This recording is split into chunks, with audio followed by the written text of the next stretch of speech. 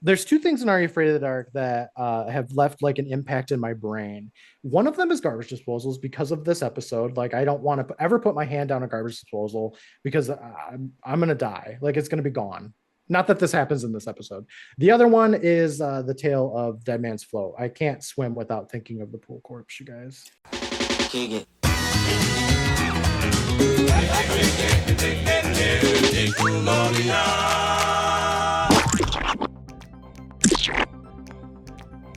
Welcome to Splat Attack, a 90s podcast honoring the slime-filled past. I'm your hydrophobic lizard person, Alex. And I'm the bringer of chaos and future ruler of the universe, Cat. What? What's that now? Don't worry about it. No, Alex, don't listen to her, okay? I'm the real Cat. What? There's two of you? It's a long story, and you might not believe me, but look, I was working on installing the jump tubes here in between studios, and I saw this weird green thing in the tube, and just to make a really long story short, I think that's my evil twin. Go crawl up an exit tube. This is lame. I'm out of here. Splat you later, suckers. You know, it would have been really cool to have her around for this episode, considering we are talking about evil twins today. I feel like you should be more concerned about this. It'll be fine. I mean, it's not the first time it's happened. I have so many questions. Oh, wait. Looks like someone else is coming through the tubes here. Oh, I hope it's not another evil twin. But no. It's our friend Courtland from Up All Night Podcast. What's up, Hey. buddy? Hey guys, I'm here to help with the verses episode. Oh, great. We're happy to have you here. Welcome back. Always a pleasure. Thank you.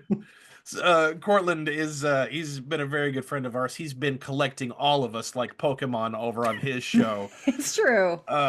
Which I think someone in the comment section on one of your episodes had said that, man, you guys are collecting Up All Night or collecting Splat Attack cast members like Pokemon. But, Courtland is with Up All Night podcast. If you guys haven't seen that, or you've been living under a rock because you haven't seen his show, go check his show out. Yeah, he's awesome. Started off as Are You Afraid of the Dark exclusively, then to Goosebumps, and now you're on what anthology series? We just released the series finale for Tales from the Crypt. So we're done with our third full show and we're just doing the movies now. So we're recording wise, we're recording the third movie this week, third out of three. But yeah, then we get to move on finally. Have you announced what your next show is going to be, or are you keeping that secret for the moment? Well, as of right now, like what we're planning on doing is there's a new season of Goosebumps that just came out on Yes. Disney Plus and Hulu. Yes. So we kind of hum and hawed about like doing maybe bonus episodes for it, but I think we're actually just going to do like the full season as full episodes for the show. So yeah, we're going to do Goosebumps 2025 next with David Schwimmer. Nice. Yeah. Nice. I've never seen Friends before. I don't know if anybody ever says that. I said that until like 3 years ago, because my wife got really big into it, and then of course I had to watch all the series too. But this episode, I'm really excited about this versus today because it's different. We've not done this before. Usually for Are You Afraid of the Dark, we do a versus with Goosebumps, which again Courtland has been part of a couple of times already, and now we're doing something a little different because you all have seen we're doing space cases and Are You Afraid of the Dark, which Kat, who I'm sure all of you know, is a huge fan of space cases. Who, And- me? Yeah, what? What? And there is a lot of comparison to be had between both series, which you really wouldn't were- think. Well, they were both Nickelodeon and Cinar productions. They were both Mhm. filmed in the same studio, like different sets, same studio in the same building in Montreal. So there was a lot of crossover. There was some of the same props, some of the same actors. So there really is a lot of behind the scenes and making of crossover between the two. But in terms of story, it was a bit tricky to find two stories that are so similar. I am gonna go ahead and say the Tale of the Chameleons episode does remind me a lot of Stay Out of the Basement from Goosebumps, especially the ending. But we've already done Stay Out of the Basement, so that's done. And there's all kinds of evil double twins Mhm. episodes all over, even including Friends.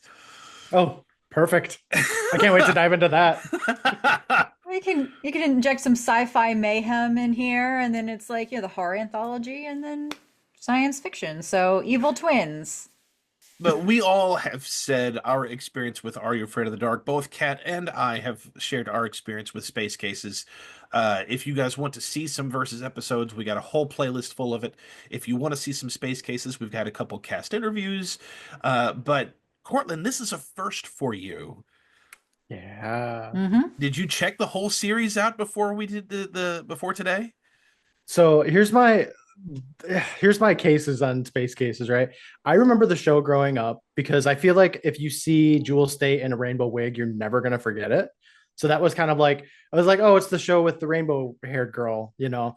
And I was pretty young when Space Cases came out. I was like 7 or something. And I've talked about this on our podcast before, but like I don't when I was a kid, I didn't care for like older, like teenage shows. So if anything had any like high schoolers in it, I was like, nope. Even the episodes of Are You Afraid of the Dark, like The Tale of the Dark Dragon, where it like deals with like those aged kids, I was like, nah, not for me. I want like the younger kids so I can watch them and More relatable for where you were in your life at the time. yeah, Completely fair. exactly. Plus, I had older brothers and they were kind of jerks, so I just like associated that with like older kids. But so I didn't watch much of Space Cases. I remember watching a couple of episodes, like the episode where Catalina's in like the rainbow dress and she's like, you know, Oh yeah. screaming and all that because like she screams a lot. Um, so I was like, okay, I can't just like dive into season 2, like what is this, episode 11 or something? Like, I can't do that. I have to watch the whole damn thing. You So, didn't have to, but it's oh, awesome that you did. but I'm so glad that I did because this show is incredible. Like, this show is amazing. I'm glad you like it. I am Somebody else that can all talk about it. about it with. There Yeah. aren't many of us, it seems.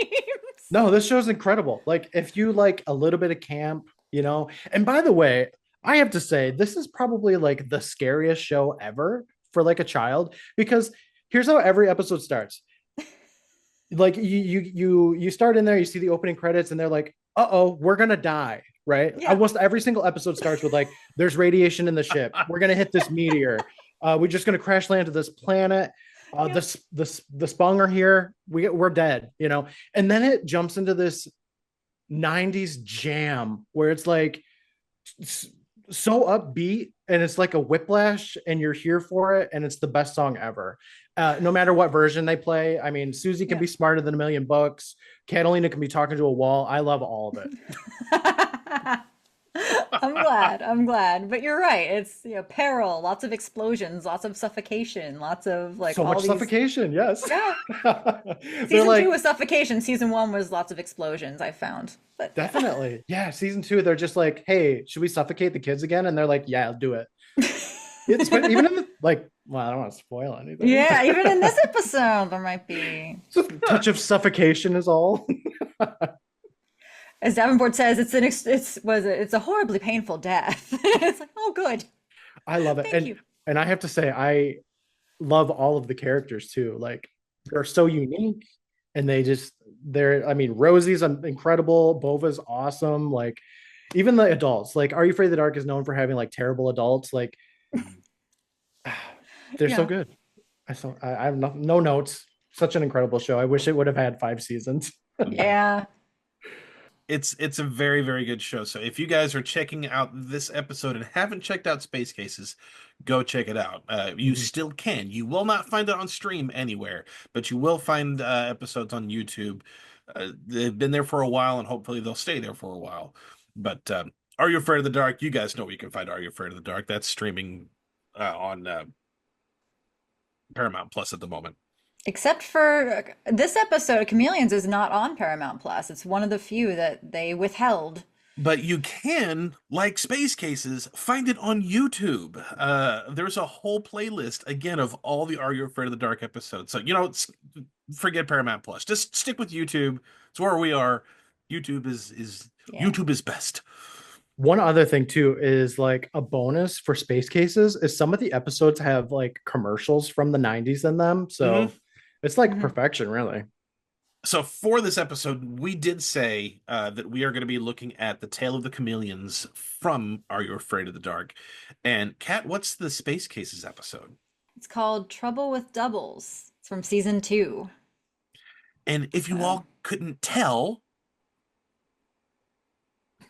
they're doubles episodes, which I'm really this is gonna be fun because they're Are You Afraid of the Dark has some camp, not very much, especially not in this episode, but they're two. It's still, I mean, it's what we've done with Goosebumps. You have one that's serious and one that's a bit camp, and I'm not much has changed on our end of it, but.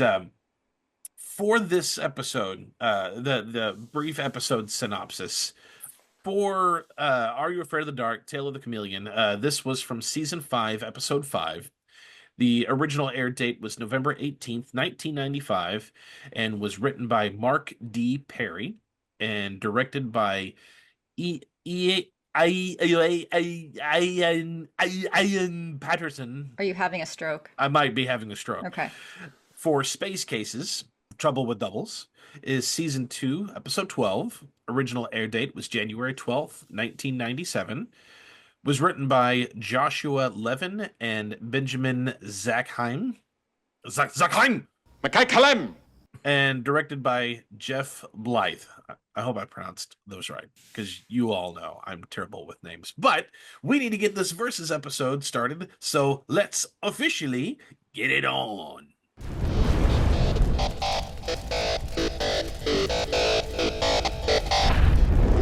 Alrighty, so for this episode, respectively, Courtland is going to be defending Are You Afraid of the Dark? And Kat is going to be defending Space Cases. We have 5 categories. Ladies and gentlemen, all you slimesters out there, and our 5 categories are story, Twins, Basil. main characters, villains, use of the evil twin theme, and lasting appeal. So let's go ahead and get things started with story. Twins, and Basil. let's start with Are You Afraid of the Dark? So, Courtland, take it away, my dude. So Are You Afraid of the Dark's The Tale of the Chameleons. So this one starts out with the Midnight Society. And when watching this, I actually forgot it was in season 5. So you got Stig in here. And Betty Ann's the storyteller for this one. And she's brought like a buddy with her, which isn't uncommon for Are You Afraid of the Dark? The Midnight Society members, they love their props. But Betty Ann's got like this cage and she's like, what do you think's in there, guys? And everybody's like, oh, I don't know, like a guinea pig or something. Like, that's so Betty Ann of you. And she's like, well, I'll tell you, but it's a little more exotic than that. But I got this awesome story first. So I'm going to tell my story and then I'll show you about, my little pet thing. So everybody's like, okay. And they tuck her in, they get in their little spots and they get their story going here. So she starts off, she's like, there's like thousands of animals here on Earth, right? And everybody's like, mm-hmm. And she's like, but some of them we don't even know about. Like some are in like the deepest oceans and in the craziest jungles.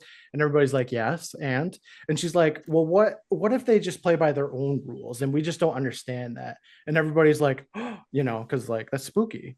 And so Betty Ann throws the campfire dust all up in that fire. And she says, submitted for the approval of Midnight Society. Bada bing, bada boom, Tale of the Chameleons. Here we go. This is one of my favorite episodes of Are You Afraid of the Dark? It's very dark and spooky. So the story starts up and we're in a pet store. Okay. And we see this weird redheaded kid. I shouldn't call him weird. I'm going to do it anyway. This weird redheaded kid. He's like teasing all the animals. Like he's taking this monster. Okay. Yeah, kid's an asshole. I'll say it. Yes, yeah. He is. He's in this pet store. He goes up to the kitten cages, right? Because they're trying to adopt these sweet, beautiful creatures. And he takes the cage and he just shakes it. And all the cats are like, what are you doing, kid?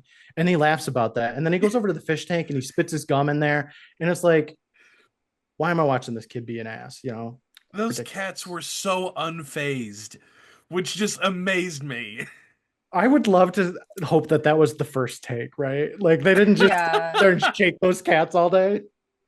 So we head over to our main characters of this episode, and it is Sharon and Janice. And I love Sharon and Janice. They're fantastic. This episode is like chock full of like Are You Afraid of the Dark veterans when it comes to the casting. So Sharon was originally in the Tale of the Final Wish, and the mom and dad in this episode are also in other episodes. So this is like the all-star episode. You guys, we got Tia and Tamara Mowry in this episode because like Janice is played by Tia Mowry, and I don't know about you guys, but any episode of anything that Tia and Tamara are in is instantly like the best. So Janice is there, and she is like looking into this like reptile terrarium, right? That red-haired kid comes by, and he tells them about chameleons. However, Janice and Sharon ain't looking at no chameleon. Okay, they're looking at a lizard. And they just are like, this is a chameleon, 100%. And Sharon's like, well, does it change colors? And the redhead kid is like, are you stupid? Of course it changes colors. It's a chameleon. And we look over and it's this beautiful lizard. And I love that. I'm assuming they didn't use chameleons because chameleons are slow, very slow creatures. And they needed this lizard to just scuttle everywhere. Anytime it's on screen, it is scuttling and moving. Janice is like, well, let me pet this beautiful creature. And it bites her. And that sucks. I've been bitten by animals before. And it's the worst because you're like, but I just want to love you, and it bites you. I hate it.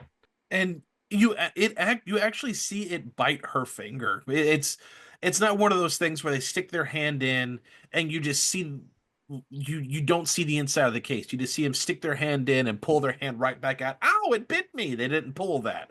Like they actually had somebody mess with an iguana or something, and it actually bit. Now, granted, it didn't look like it was a painful bite. It looked more like it was a playful bite. Like it didn't really hurt the person, but still, you saw a bite. We're terrorizing these animals. What the heck? No. Stop it. Yeah, right. But it just goes to show you, Are You Afraid of the Dark do what Goosebumps don't. Am I right? I'm not afraid to go there. Janice gets bit, and then that red-haired boy is like, haha, bite you once, bite you twice, a little water, pay the price. And he laughs away and doesn't explain anything. And Janice and Sharon are like, that was weird. So they leave the pet store, and Janice is like sucking on her throbbing finger because she just got bit by a lizard. And their mom walks up, and she's like, all right, get in the car, ladies. And Janice is like, okay, mom, I didn't buy anything suspicious. Don't look in this bag. And she looks in the bag, and there's blue hair dye in there. And Janice's mom says, excuse me, I told you you could not put blue dye in your hair. So like we get this idea that like Janice is kind of fighting with her mom. Like there's some tension there. And that's going to be important later. So you better be taking notes. They start arguing, and I feel so bad for Sharon because like anytime Janice and her mom are in the room and they're arguing, and Sharon is just there being the friend that is like sitting there watching her friend get argued at by her mom. I've been there before. It's a terrible like situation to be in. One thing they don't notice though is, okay, so mom like drops her grocery bag or something, and that chameleon or lizard, as it is, scuttles into the bag. She goes right into the grocery bag. When they get home, they're greeted by their dad, well, Janice's dad. And did you guys notice that it's the same dad from The Tale of the Captured Souls? Cool dad. Yeah, the cool dad. Oh my gosh, Lionel Richie. I love him. He's not a regular dad. He's a cool dad. He is so rocking. But that's his dad, and I love that. And the mom too. I didn't mention this, but the mom is from The Tale of the Night Nurse. Janice wants to get like this dress because I guess there's like a dance or something coming up. But mom is like, I'm not letting you have that dress because it's far too short, and like that's a no-no. And Janice is all like, but mom. But while mom is like arguing, she's unloading the groceries. And it's really tense because we know that there's a lizard in there and it bites people. And mom doesn't know that. So she's like getting the stuff out, right? One by one. She unpacks like 6 bags of cookies and stuff. And she's like, oh no. And everybody's like, what happened? And it's totally fine. Like she didn't get bit by nothing, but there's just all of her eggs got destroyed. And it's probably because like, girl, you put those eggs at the bottom of the bag and then you put everything else on top of it. So like, what do you expect is going to happen? Thank you. Yeah, mom. She obviously never was working at a grocery store bagging because like that's like rule number 1. So I have a very interesting question. Mm-hmm. When is the last time anybody used paper bags at the grocery store? I miss paper bags, not gonna lie. Yeah, I do too. It's been a while. They don't have them readily available, really. No, it's just the plastic bags now. And I don't even remember when that transition happened. It just kind of happened, like VHS to DVDs. It just kind of happened, and then wait, where'd all the VHS go? I think what happened, Alex, is that everybody saw this episode of Are You Afraid of the Dark, and they said, "Well, if I just had a plastic bag, I would have heard it like crinkle and stuff when the lizard was moving. None of this would have happened. Humanity would have been saved."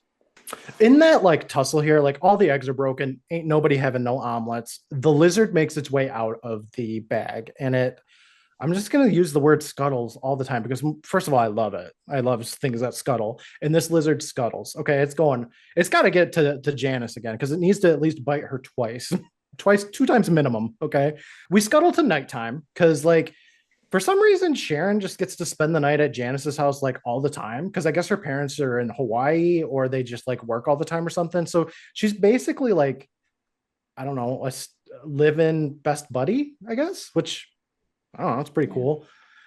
So Janice is like brushing her hair, which I don't, I'm not a girl. I also don't have any hair. Is that like something you do as like teenage girls, just brush each other's hair? It is not. All right. I didn't think so, but just making sure. I mean, I'm just gonna say a dude wrote this episode and a dude directed this episode, so I like to think because Sharon does like make a couple of mentions that her parents are just never around and how she loves like being here with Janice and her parents because they're the best and stuff. Like maybe Janice is just like, you have no parents. Allow me to be your mother and brush your hair. I don't know. it's like weird. a soothing, yeah, yeah. soothing kind of, yeah.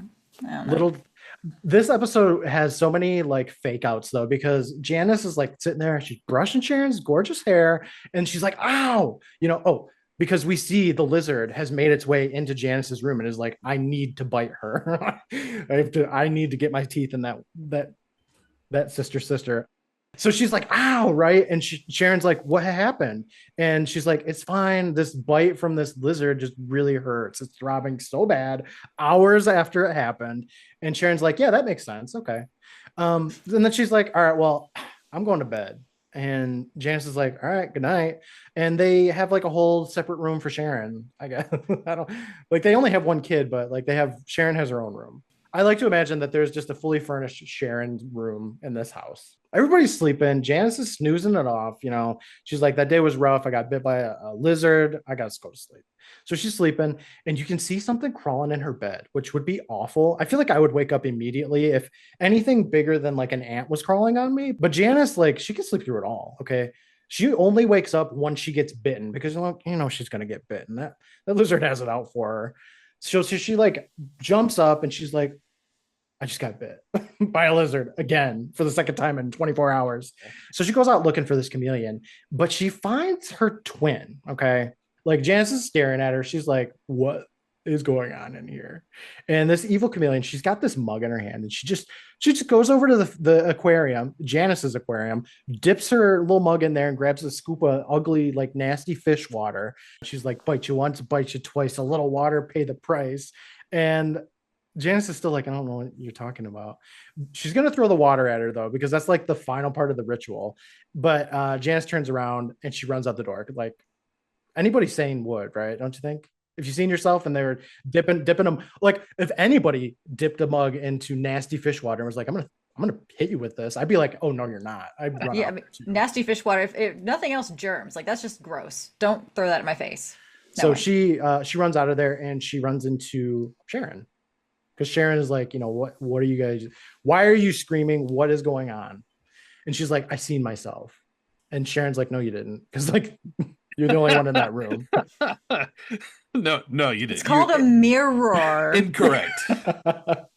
So she's like, "Yes, I did. Go into this room with me," because like she's got a mug of nasty water, girl. So they go into that room and there's no extra Janice. Like she's just like gone. And I don't know where the mug went, but I guess they're not worried about that. Like they need to clean that. It needs to go in the dishwasher, you guys. Mhm. I would be so mad. Like if I was like, "God, I'm thirsty," and I go over and I grab the mug and it's that nasty fish water, I'd be so mad. So Sharon's like, "All right, I can see you're scared. Why don't I just sleep with you tonight?" And the next morning, we get like our third fake out because Janice like starts screaming. And Sharon's like, "What? What is this? Is it more chameleons?" And Janice is like, no, I have this like rash. So she lifts up her shirt. I'm not going to do that on camera because you guys don't see that. But she lifts up her shirt and she's got this like ugly, like bruising rash, right? And she's like, this is where the chameleon bit me. But it's not on her finger. No, just well, see, throughout the episode, she was like sucking on her finger, so she probably sucked out all the rash. She just got like rabies coursing through her body. You know, if I woke up and I had that rash after getting bit by anything, I would immediately go to the hospital. Yes. I want to say this is probably Canada, so it'd be free. Like, just go. But Janice doesn't do that. She's like, let's just wait and see what happens to my skin. and Sharon's like, that's fine as long as you keep brushing my hair later. And she's like, okay, I'll do it. So Sharon, she gets dressed and she heads downstairs. And Janice is like, all right, I'll go downstairs in a minute. I'm just going to brush my teeth. Because, like, I mean, who doesn't brush their teeth in the morning? Especially after you see you have this nasty rash. You're like, all right, that part of me is over with. I got to make sure my teeth are good. So brush your teeth every day, you guys, twice a day. And the evil chameleon clone comes in and she's like, I'm going to love being you, girl. This part used to scare me as a kid because she pushes Janice into the shower and like people die, okay, from falling in the shower. So like that's really people die every day from this stuff. Like people reenact Tale of the Chameleons and they die. Okay, so don't do that. She turns the water on, or maybe it was on already, but she melts. She's like screaming, and then like evil Janice is like, wah, wah, wah. And you look in the curtain, and she's a lizard now, you guys. Well, a chameleon. The tables have turned. Oh, I love this. In the wiki, it says the evil chameleon laughs in victory. This is exactly what she does. But this is where the episode, like, it's already been like pretty dark, you know, because like that stuff's pretty spooky. But this evil chameleon is like, she's out to get Janice. She's out to get lizard Janice because she grabs like a pair of scissors and she's got this look on her face like, I gotta kill this thing. And she's about to stab that lizard, right? But mom walks in and she's like, Janice, get your buns downstairs, okay? Dad's making juice. So she's like, all right, I'm coming. And she gives like, evil chameleon gives like the best glares. You know, she's always like, you can tell, like those are the looks that Tamara gives Tia when she's pissed at her. So they go downstairs. Let's see. So the first thing that evil chameleon Janice does is she talks to mom and she's like, hey mom, I've grown up since yesterday. I don't want that dress anymore. And dyeing your hair blue is like the stupidest thing. And Sharon's like, huh? Because like that's not Janice, right? But she's like, I canceled the dress, like gonna go to the dance looking great. And mom's like, oh, I love this about you now. You new day, new Janice. This is amazing. I can't wait. And Janice is like, for sure. And then she gets on the phone, right? And she is talking to like the pet store, I guess.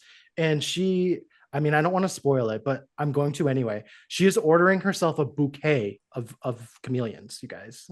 Janice is like done ordering those chameleons and she looks over and she sees lizard Janice on the floor and she does not like that. So she tries to spray like some oil, like some canola oil at her.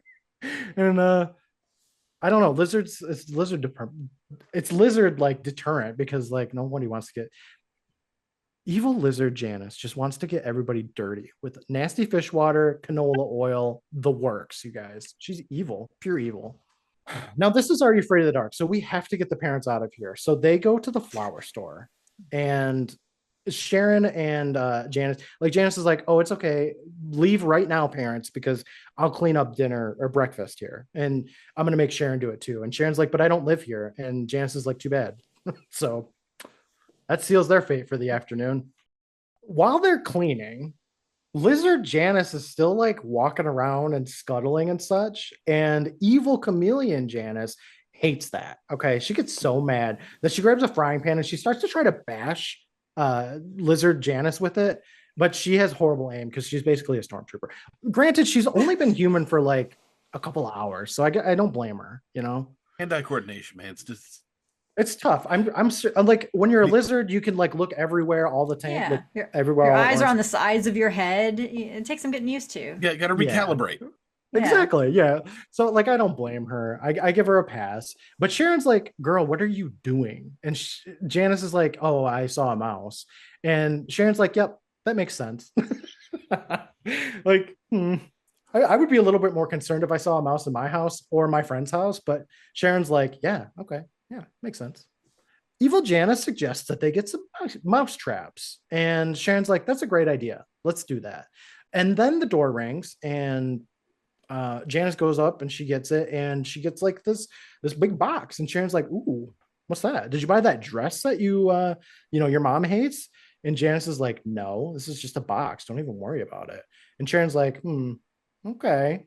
So then Janice goes upstairs to go hide her evil chameleon box. That was a quick delivery too. Yeah. That wasn't even a morning. That pet store is amazing. Guys. Like, you need chameleons or lizards or something, like they are on it. They're like, yes, we need to get these out of the store. Did Sardo deliver? So Janice is upstairs. She's, dealing with her chameleon boxes and such. And Sharon is like, why is she taking so long? So she goes up and she investigates herself. And she's kind of like sneaking around like Solid Snake, right? And she sees evil chameleon Janice dip her hand into the fish tank, and she starts snacking on one of her fish. And Sharon is like, what the hell? Because that's absolutely disgusting. Like, she washes it down with that mug of water too, I bet. God dang. I don't really know where Janice goes from here. Like, evil chameleon Janice is like, did somebody see me? Was there any Sharons about? And there's no Sharons about, because like Sharon's not gonna get caught here. Come on, she's an expert. She's been in 2 episodes already, Afraid of the Dark. She knows what to do. So Janice like walks downstairs or whatever. I don't know. She's probably going to see where Sharon's at. And Sharon's like, okay, I got to check out that box. So she opens it up, and there is like a suspicious amount of chameleons or lizards in there. And she's like, what? There's like 5 of them in there. And that's not a really good, like, you got to put them in like a terrarium or something, don't you? Like, it probably won't be lasting that long in that box. Yeah, like the questionable pet store practices. Like, it's weird. So instead of like taking the box with her or disposing of it, letting them free outside to be in Canada, she just closes that box. She's like, I'll deal with that later. I don't blame her. Janice is downstairs and she's like, Sharon, you better not be up there touching my boxes and such. And then mom and dad come home and they're back from the flower store. And Janice is like, how are you back already? And they're like, what are you talking about? We bought like every single flower ever. Like, we have been gone forever. And they're like, by the way, like, we know that you really still want to go to that party or the dance or whatever. So we bought you a dress. I know it's not the one you wanted, but like, we bought it anyway because we just love you so much. And Janice opens up the box and she's like, this is the most beautiful dress that's ever been crafted. And mom is like, do you really think so? And she's like, absolutely. I'm going to go put it on right now. They don't even question the fact that Janice is like completely different than what she was like yesterday, but his parents are very afraid of the dark. What are you going to do, So at this point, Sharon has come downstairs and Janice is like, hey, Sharon, how you doing? And Sharon's like, I'm fine. Why? And Janice is like, well, you've been acting kind of weird. And Sharon's like, no, I'm not. You're the one that's weird. So they get over that. And dad is like, guys, I'm going to make some power juice. And everybody loves power juice. So they cannot wait to drink this stuff.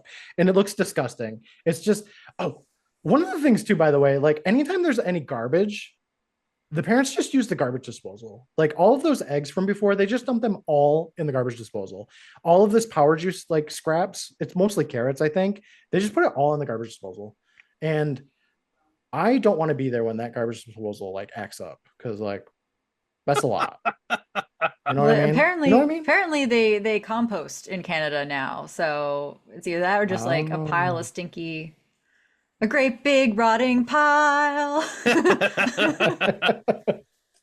I look, as somebody that has one time in my life, I peeled potatoes and I was like, I'm just gonna use the garbage disposal. Like, I never had a garbage disposal growing up, so I had one and I was like, I'm gonna use the hell out of this thing. I saw Janice's parents do it, they were fine. I'm gonna do it too. That thing broke. Okay. Don't do that. Don't be a me. Okay. Don't peel your potatoes in the garbage disposal. Don't make your power juice in the garbage disposal. Don't do it. Sharon is there. She's drinking her power juice, which is incredible. And Janice is right next to her, and she's like, "This juice is awesome, isn't it?" Because she's kind of on to Sharon, knowing that she's not actually Janice. And Sharon's like, "Yeah, it's the best juice ever." And then Lizard Janice scuttles out from nowhere and bites evil twin Janice, and that makes her throw her juice all over Sharon's blouse or whatever she's wearing. I don't know, girl clothes. And so mom and dad are like, hey, come outside. You need to check out these flowers that we paid like all of our money on. And Janice is like, all right, I'll be right there. And Sharon's like, I will too, except I need to go change my clothes first. And evil chameleon Janice picks her up with a towel. And Sharon's like, hey, something's up here. Are you actually a chameleon in disguise? And evil Janice is like, what? You don't recognize me? And then her eyes change into like, I don't know, reptile eyes. But mind you, this entire time, she's now holding lizard real Janice, which you see her pick up the lizard and hold it like with a towel wrapped around her hand. But this entire time when she's clutching the lizard to her chest, you can clearly tell that is not a real lizard. It is a complete prop, but I didn't notice that when I was a kid because I was so invested in what was going on in the scene. Now as an adult, I'm like, that's not a lizard. There's a couple of times where they use the lizard prop and it's wonderful. And I get that. Like this is pretty like heavy stuff for like a kid's show, you know, because evil Janice goes on about how like there's thousands of these chameleons that are switching places with people every single day. And like pretty soon world's gonna be all lizards. It's Illuminati lizard person stuff. Yeah, it's like, I mean, I've never seen Invasion of the Body Snatchers before. I assume that this episode like took some inspiration from it. Very, or very whatever. similar. Mhm. Yeah. Very similar. So the best part, this is the scariest stuff to me. She throws Lizard Janice into the garbage disposal. You guys, look, garbage disposal horror is the scariest thing. Pretty sure. I don't like every time. There's two things in Are You Afraid of the Dark that have left like an impact in my brain. One of them is garbage disposals because of this episode. Like I don't want to ever put my hand down a garbage disposal because I'm gonna die. Like it's gonna be gone. Not that this happens in this episode. The other one is the tale of Dead Man's Float. I can't swim without thinking of the pool corpse, you guys. Oh, I'll help you with that later. I will cure you of your phobia later. Oh, perfect. Which one? Garbage disposals or the pool? The Dead Man's Float. Okay, I'll take it. Chameleon Janice is up in that garbage disposal, and Sharon's like, oh crap. So she reaches in and grabs her out of it just before evil Janice flips the switch and blends up all of the power juice nuggets in there. And I was like, dang.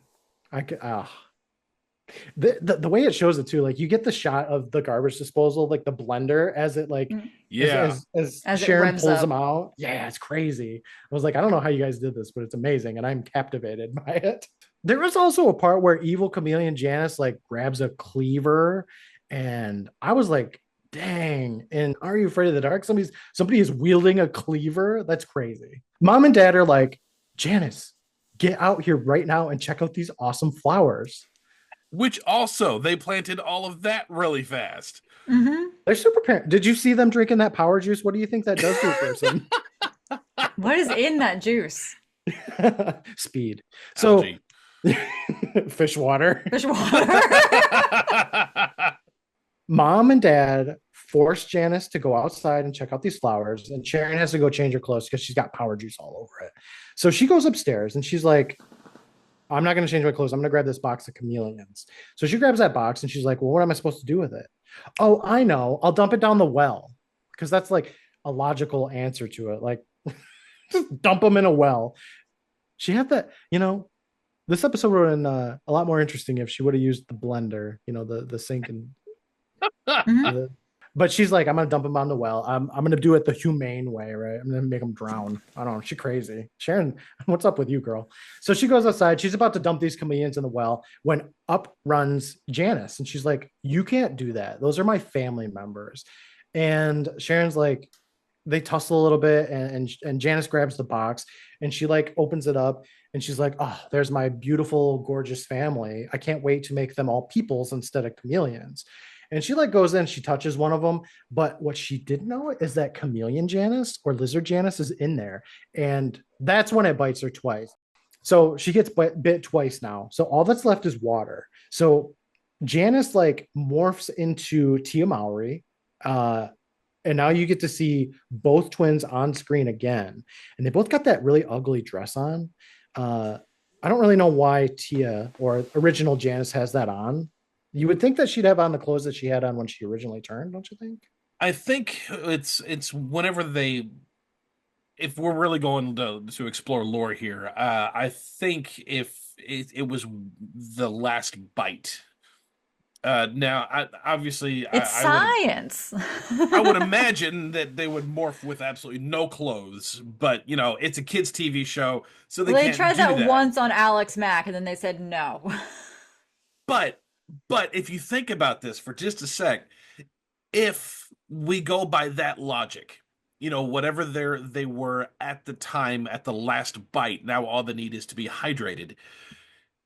If she actually, if real Janice had dyed her hair blue streaks in rebellion, Ha ha. then you would have had a physical, nope, that's the real one, because the other one, Interesting. the chameleon, would not have had those blue streaks because that wasn't that was done after the bite. Regular Janice is like, you need to get the hose and you need to spray this chameleon. And Sharon's like, I'm on it. So she grabs the hose, and then evil Janice chameleon is like tussling with regular Janice, she's like mixing them all up. And Sharon's watching the whole thing, and they're not moving that fast, but they stop, and Sharon's like, oh my gosh, I don't know which is which. It's crazy. So they start talking like, evil clone is like, obviously I'm the real Janice, Sharon, come on, we're besties. And regular Janice is like, no, I'm your best friend, I know who your parents are, it's like Bob and Martha or something. And Sharon's like, yeah, that's my parents. But evil chameleon lady is like, no, I know that they're actually in Hawaii. And Sharon's like, yeah, that tracks too. I don't know which one it is you and which one ain't.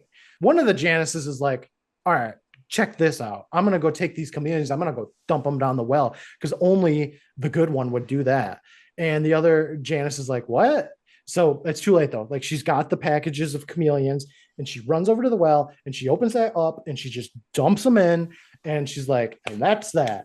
And Sharon's like, all right, I'm sold. And then she sprays the other Janice with the hose, and she like morphs into a chameleon, and it's all green screen, and she's like looking at her hands as they're green, and she's like, ah! And then she turns into a little lizard, and and Sharon runs over, she scoops that lizard up, which is turned into a plastic figurine again. And she runs to the well, and she just like lifts up, and she just chucks that chameleon right down that well. And you hear it splash at the end, and she's like, done and done.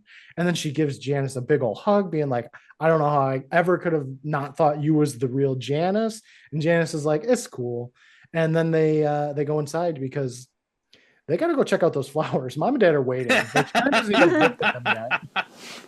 So when they're going to be walking away, Janice like haphazardly just knocks a big old bucket down into the well, and Sharon doesn't think twice about that. They just walk away. So that night, Janice comes back to the well, and that bucket is down there, right? So she's just like cranking it up, and then it's coming up, and she's like, she grabs the bucket, and she's like, hey, it's my family. I knew you guys was going that bucket when I knocked it down with my elbow. And they are lizards, so they can't talk. But I'm assuming they're like, we know the drill, girl. Like, we got this. And then she looks down in the well, and she gives like the creepiest like line, I think, in most, like almost any episode of Are You Afraid of the Dark. She's like, oh, hey, our friend is still down there. Sure hope she can swim. And it's like, and then she like, laughs like an evil maniac. And that's dark. That's a really dark ending. Because like, I don't know how long a lizard can last in water, but it can't be that long. So that's the end of the story. And Betty Ann is like, did you guys like my story? And everybody was like, yes, Betty Ann, we love all of your stories. You're like the best. And she's like, shut up, I know it. And they still want to see like Betty Ann's buddy that she brought. So she's like, all right. And she brings it out. And it's a little snake. And everybody hates snakes, apparently. They're all scared. It's adorable, right? It's like a little like corn snake or whatever. I don't know snakes very well, but I don't know. It's adorable. And Betty Ann like wraps it around her neck, and she's like, I love you, snake. I don't remember what she called it. But thankfully she does like, dump the water on the fire so that there's not a forest fire in Manitoba or wherever they are. So yeah. And that's the end of the Tale of the Chameleons as told by moi. So I had to check this out because you've now got me curious. So they're actually Chinese water dragons, is what they're called. Oh, the Okay. lizards? Okay. They can swim. They can swim up to 25 minutes, Oh, Janice is Hmm. dead, girl. Oof. but they cannot climb walls. Oh. Hmm. So that's basically the worst environment for these Yeah. dragons. Oh Yeah, well. yeah, they'll be okay for a little while, but after a while they're going to get tired and they're not able to. They can't climb up. So yeah, that was full murder. My part is like, why didn't Lizard Janice just go in the bucket too? Like, all the other lizards are doing They it. pushed her Like, out. you think so? Like, they can't even do nothing. Like, I guess they can scuttle, but like, look, if I was Lizard Janice, I wouldn't be having it. I'd be like, no, I'm getting in this bucket. I'm for sure that these alien. I mean, I don't know if they're aliens, but either way, they're an animal that we clearly don't understand, which was for the purpose of the story. Mhm. But I would imagine if they knew to go into the bucket because she knocked the bucket in there, they're all and then they know to bite somebody and they know the whole drill. Like they are sentient. They know what to do.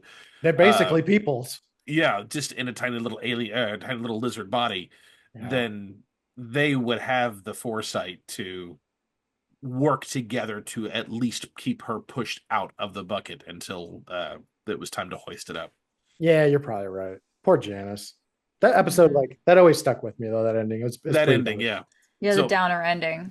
Mhm. my question is the little red-headed kid a chameleon? Oh, good question. See, when we covered this episode originally for Up All Night, I asked the same question. I think he is because like he knows the rhyme. Lizard Janice knows the rhyme. I think that they're just born knowing that, and that's a good telltale sign that you're secretly a chameleon.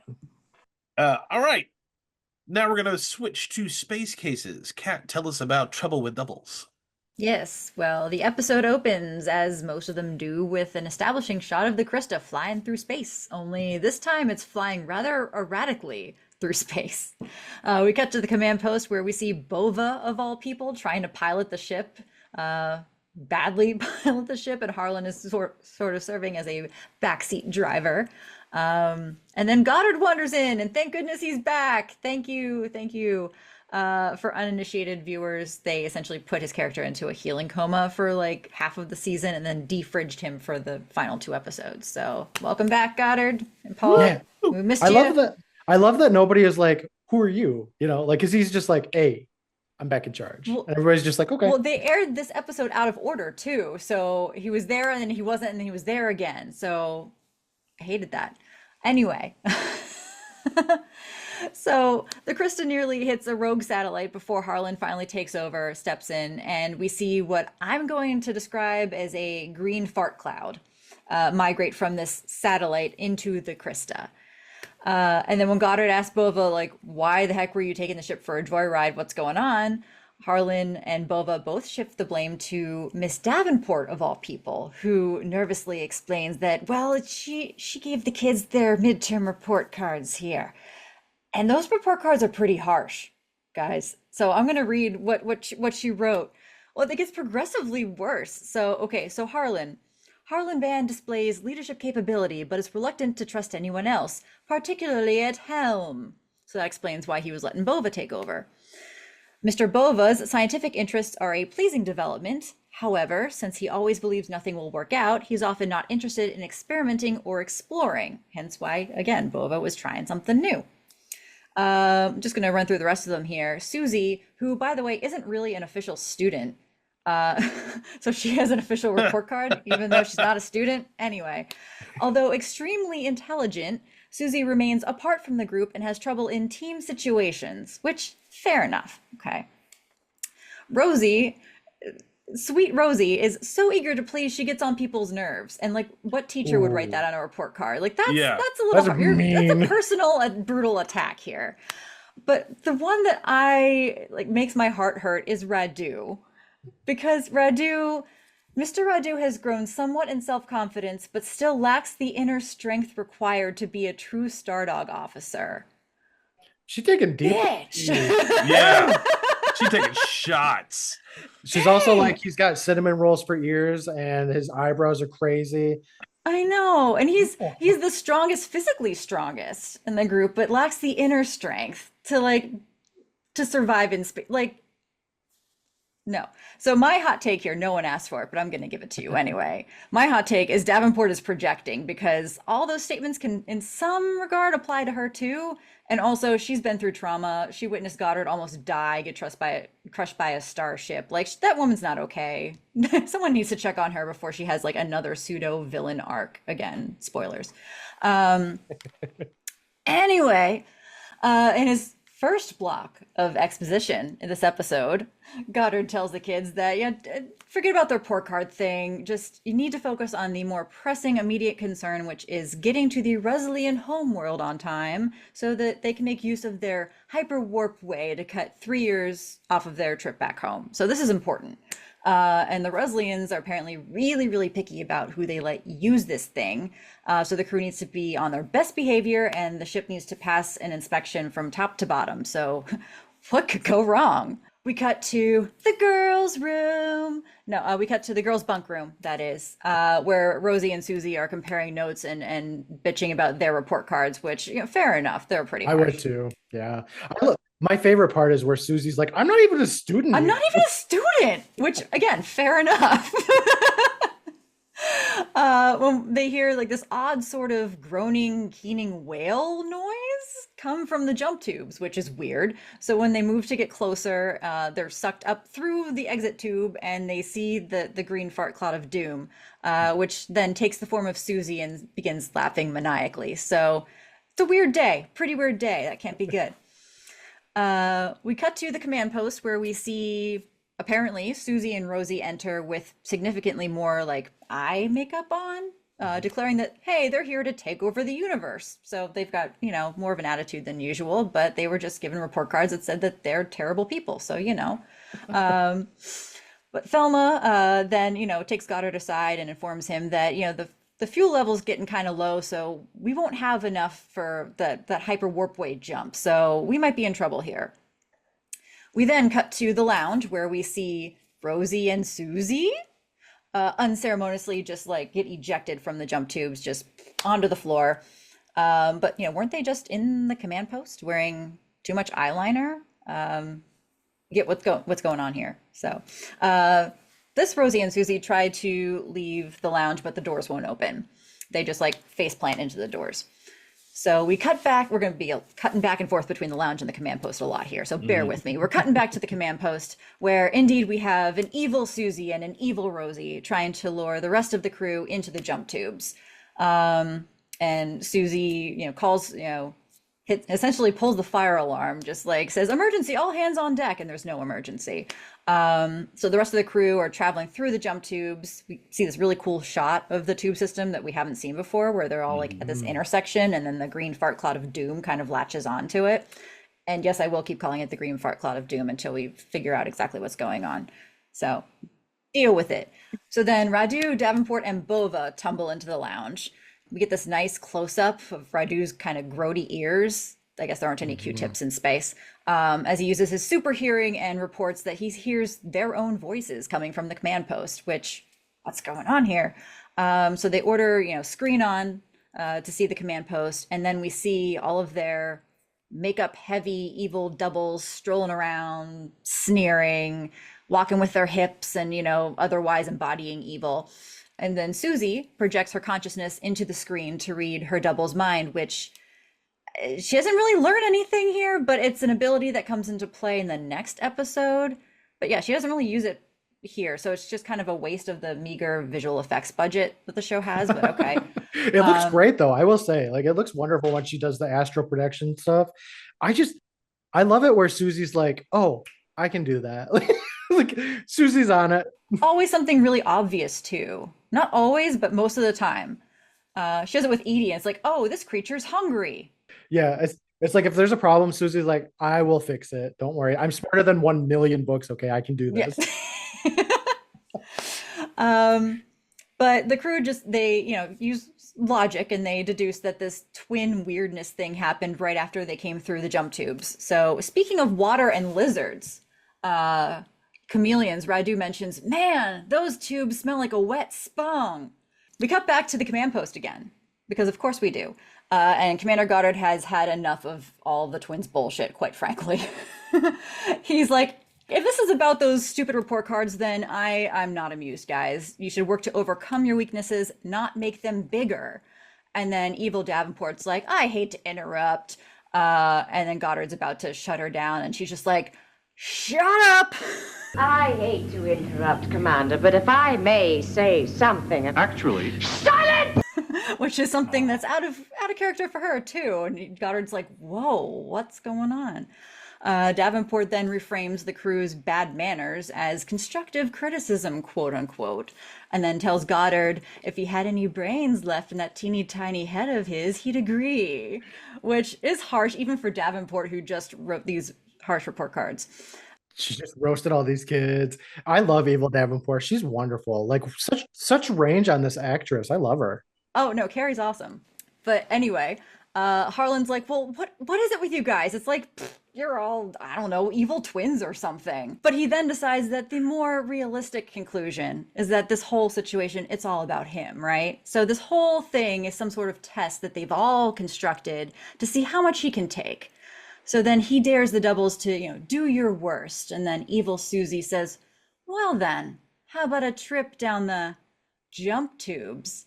And then we smash cut to this comedic, memeable moment of the crew in the lounge screaming helplessly at this view screen in unison, no, not the jump tubes! No, not the jump tube! And then we cut right back to the command post, where the evil crew leads Harlan over to the tubes, and he goes in the tube and then he comes back out the tube wearing heavy eyeliner, and we all know what that means.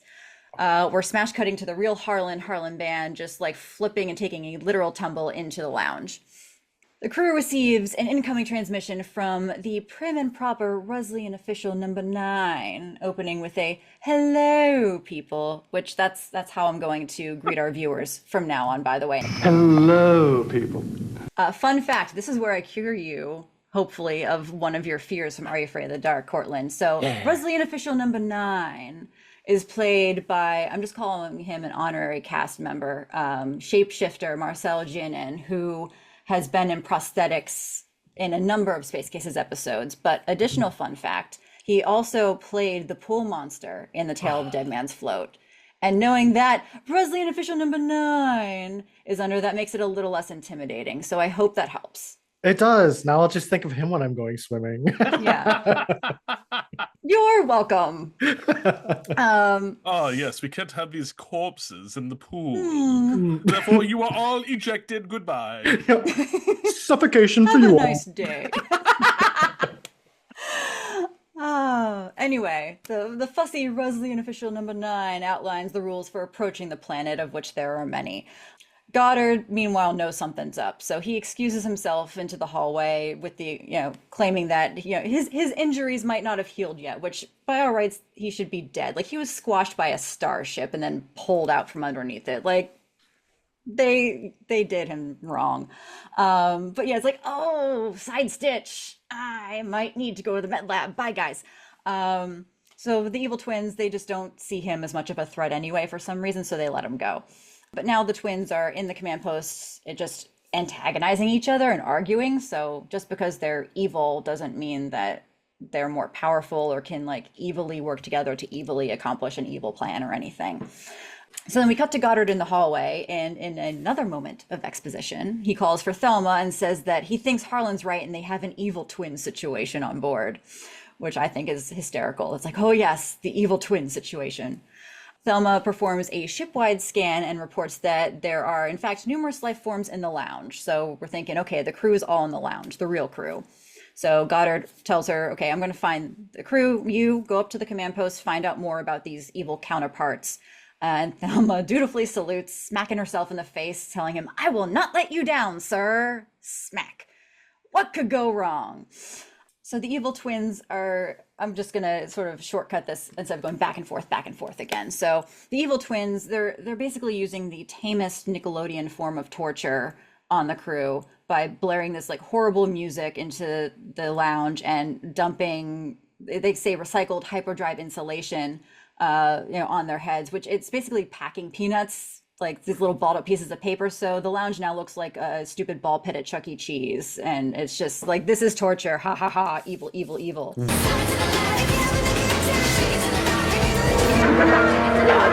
that's a great plan. So Thelma wanders into the command post on the evil twins scheming session, just like whistling innocently, don't mind me, attempting to eavesdrop.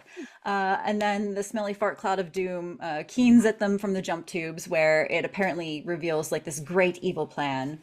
Poetry with an edge, says Evil Davenport, but we never actually hear what the plan is. Like, we never learn at all throughout the rest of this episode what the plan is, because we cut away once again to the crew being tortured by bad music and stupid puffy little packing peanuts for whatever reason. But I can only assume they just want to somehow like use the warp way to proliferate chaos across the galaxy or something, typical evil. But before the evil plan, the twins need to get rid of the goody twins, and Rosie's all chanting, yeah, shoot him into space, shoot him into space. Shoot him into space, shoot him into space. Before instructing her evil brethren to not call her Rosie, because she hates that name. The same way I hate it when people call me Kathy. Don't call us that.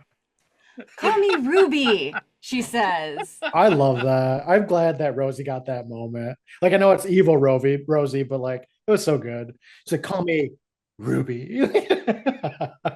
Call me Ruby. Evil Harlan then takes control, saying, let's see how long they last without any air to breathe. So now we're into the whole suffocation land again. So meanwhile, Thelma's eavesdropping and she's like twitching and like, oh no, oh no, oh no. She's trying to leave, but the evil crew stops her. And, she attempts to distract them with, the old look over there misdirection type of trick. But, evil Harlan, says, we're evil. We don't do what we're told. So then Thelma processes this and it's like, okay, don't look over there. Which, of course, the evil crew turns to look, giving her the opportunity to just like rev up and speed away. So cheesy. It was so cheesy and I loved it. Like, that's what I eat. Like, I would eat a bowl of that for dinner. Like, give me all the camp. So funny. I love it. So then we see the real crew in the lounge, like struggling to breathe. The air's being sucked out of the room. We discussed earlier, most episodes in season 2 have some sort of suffocation peril, either in the vacuum of space, in an ammonia storm on a planet, or, in some dwindling oxygen supply. Goddard calls to the crew through the door, and they're telling him they're trapped with no way out, believing this to be like their last moments alive. They apologize for letting him down, and Goddard's like, open this door, why won't the door open? Calling for Thelma. And Thelma finally makes it back to Goddard. He tells her what's going on, to which she just says calmly, Open, please. why? Well, Thelma's explanation is that, as Miss Davenport says, it does pay to be polite, but like, why would the Krista want to kill the crew? Like, that makes no sense to me. It's like opposite point, yeah. Yeah, so everyone, including Goddard on screen, and then 10-year-old me watching, just like rolls their eyes. So now we have like this hallway team meeting, right? So everyone's safe, but now we've got to deal with whatever shit's going on in the command post. And Goddard, is up for another round of exposition here. So he explains that he believes that a doppelganger is behind the entire thing.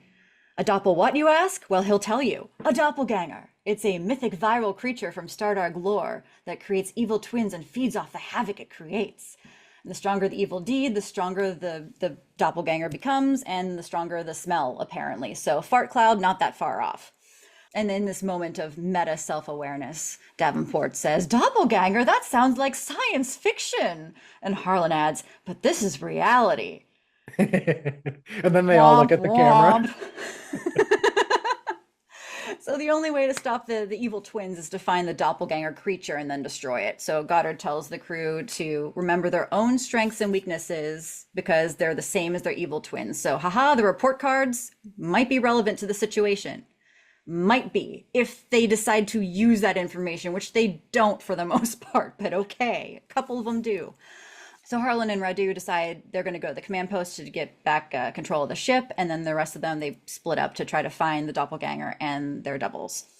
Bova and Susie go to the nearest set of jump tubes, and they think it's up there because it's stinky. Susie just tells Bova to crawl up the tube, and Bova responds with a great insult, if I've ever heard one, with "You crawl up the exit tube." But then evil Susie and evil Bova approach, and they're like, well, how about nobody crawls up the jump tubes? And Bova decides now he's going to just say no to naysaying. So he will, you know what, he will crawl up that exit tube, not so helpfully leaving Susie to deal with her own twin by herself.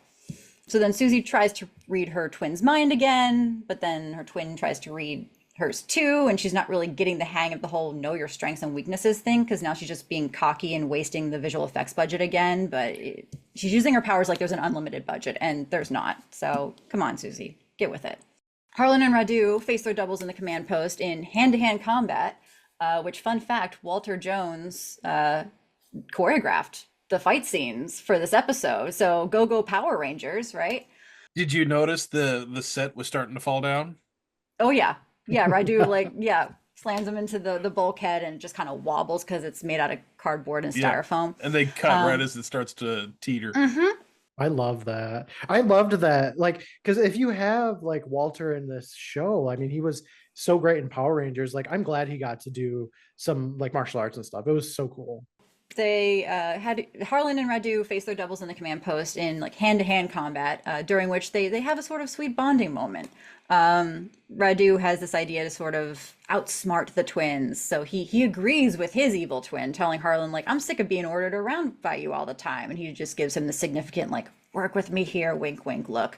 So the two Radus then challenge the two Harlans to a fight, and while the evil twins fight each other, the real Radu and Harlan just kind of like hide off in the corner and watch. So, okay, we've got them fighting each other now. Haha, we win. And then Harlan congratulates Radu on a great plan, and Radu responds with, loyalty is an Andromedan's greatest strength. So there's his inner strength and, true Stardog officer. And that's, judging that these two characters did not get along at all at the beginning, like this is a really sweet moment. So character growth for the win. So the sweet moment is interrupted, though, when evil Susie somehow, I don't know why what happened with her and real Susie, but evil Susie's now in the command post, and she just blames evil Harlan and evil Radu for letting Thelma and Goddard go in an effort to humiliate them, maybe? She uses her powers again. This time, sort of, we've seen it before where she can kind of control people. So she, this time, kind of uses it like a telepathic puppet master situation and makes the boys act like, wait for it, a chicken and a donkey, or a chicken and an ass. Remind me to watch what I say to Susie, is what the real Harlan mutters as he like watches all this go down. So Davenport and Rosie, here's a fun one. They are attempting to clean the lounge, I guess, when evil Davenport and Ruby appear. Well, if it isn't the prim and proper bane of every fun lover's existence, which fair enough. I love that. So that was her report card. Yeah, Davenport. Well, here's the thing, though. Evil Davenport assumes that her goody two shoes counterpart will like dazzle her with her intellect or give her demerits or faint, which that's the usual, right? So I guess knowing herself as well as she does, though, Davenport's like, I'm not spontaneous. What if I'm just to be spontaneous? So what she decides to spontaneously do. No, actually, I think I'll just knock your lights out. Come and get it! So then the doppelganger, the creature, finally emerges from the jump tubes and attaches itself to the engines. And Susie, now who her twin is busy making evil Harlan and Radu act like idiots. So the real Susie takes charge, telling Goddard and Bova to route the containment to the fuel reservoir so they can use this creature as energy to power the ship. Because if you remember before, Thelma just offhandedly was like, hey, we're running out of fuel, guys. So then we cut sort of to all the evil twins scattered throughout the ship as one by one they disintegrate, 90s visual effects style, really poorly melts and sort of turn into bubbles, I don't know, they disintegrate mid-battle. And so Harlan manages to do some awesome like stunt driving because the evil Harlan set the ship to just like come barreling in a bajillion miles an hour into this planet. So Harlan does some awesome stunt driving, parallel parking action in the nick of time before the ship just crashes. But Rusline official number 9, however, is once again, he's not amused. He kind of reminds me of Kind of what a fussy Goddard might be. So we were talking before in the Both Sides Now episode, if Goddard and Davenport had switched places, he might have wound up hysterical with a snooty accent. This might be a flavor of that. So there we go. We got that too. So yeah, number 9 was basically saying, well, give me one reason why I just shouldn't demolish you guys right now. Like, you almost killed half the city. What are you doing? And the crew's like, well, how about Doppelganger? And number 9 was like, well, oh yeah, he has been causing some trouble around here lately. Oh yes. So what would you do with it? And oh, we destroyed it. We're using it as fuel. It's like, oh well, okay. No inspection necessary then. Cool. We waive the inspection, and you're free to use our hyper warp drive thingy. But if this series had been stretched out to like the 5 years it should have been, whatever, you can't get them home that quickly, that easily. So of course there's a problem. And the Krista, because the ship is part organic, if it goes through the warp way, it'll die maybe, and could leave the crew stranded forever and kill the ship. So they can't actually use the warp way, even though they were told, welcome to use our thing. But at least the crew learned something, facing the darker side of themselves. They did it together as a team. Harlan gives Miss Davenport an A+ for the black eye that she earned during her fist fight. But wait a minute here. Bova asked the question that we've all been wondering this entire time, right? How does Commander Goddard know so much about doppelgangers and evil twins, right? So he answers, of course, with another round of exposition. Once evil triplets of himself escaped, and he had to roam the entire universe to hunt them down. Sure, let's go with that. So then Harlan, of course, asked the follow-up question, well, how do we know that, if that happened, how do we know that you're really Commander Goddard and not like the evil Goddard? And, to which Goddard says, well, you just have to trust me on that one. And then he just smiles, which I interpret as he's the real Commander Goddard, just pranking the kids for once. And you know what? Well deserved. I'm wholeheartedly in favor of that. So well done, guys. End of episode. All right, so I am going to deviate slightly from our usual fare because usually, we have 5 categories. We just finished category 1. Whoops. However, every single time we do the story, it takes the longest amount of time. The other 4 actually go fairly quick.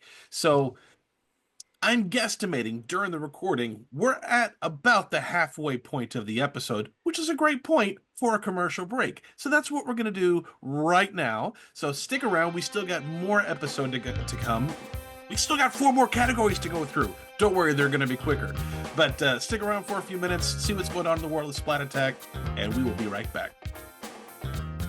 Are you afraid to snake? Don't be. Thank you all for tuning into this episode of Splat Attack. If you are enjoying this episode, please hit the like button, make sure to get that subscribe button, along with that notification bell. If you are listening on a podcast app, please leave us a review. These very simple actions for you help others keep in touch with the slime-filled past. One of the things that we love to do here on Splat Attack is not only talk about mainstream shows like Are You Afraid of the Dark, but also look at some smaller shows that most people don't know, like Space Cases, and we like to watch them with our friends over on Patreon. Go to patreon.com/SplatAttack, where we have bonus mini-sodes every Friday. We have slime streams twice a month, where we talk about shows like Space Cases and Are You Afraid of the Dark, early access, behind-the-scenes footage, all kinds of really great stuff. So don't miss out on exclusive content just for our patrons, who we call our Gakoids, on patreon.com/SplatAttack. Well, my name's Courtland. I am one of the hosts for Up All Night, a horror anthology podcast. It's me and my good buddy Brandon, and we cover horror anthology shows. We're just finishing up Tales from the Crypt. We're going to be doing the new Goosebumps 2025, and then we're going to move on to another horror anthology show. And I think we're going to go back to like the kid horror anthology. It's more fun to talk about. We're all up on YouTube.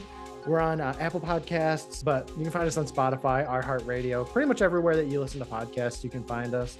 We're on Instagram at Up All Night Podcast. We just had some TikToks. You can find us on Blue Sky as well at Up All Night Podcast. Up All Night Podcast on Instagram. That's kind of what we're at. If you love Are You Afraid of the Dark, and if you love Space Cases, then you will want to get some of our t-shirts over on our Bonfire page. Go to bonfire.com/store/Splat Store with hyphens in between, where we have a Ghastly Grinner and a Zebo t-shirt, as well as a Family is not those from whom you are born, but to those whom you belong t-shirt with the Krista on it, along with many other t-shirts just for you. Go to bonfire.com/store/Splat Store with hyphens in between. Tune in next time, Slimesters, when we take a look back at Season 7, talk about highlights, answer some fan questions, and give some hints at some of the changes that's going to be coming up in Season 8. Things you will not want to miss. You can catch our season overview only here on Splat Attack.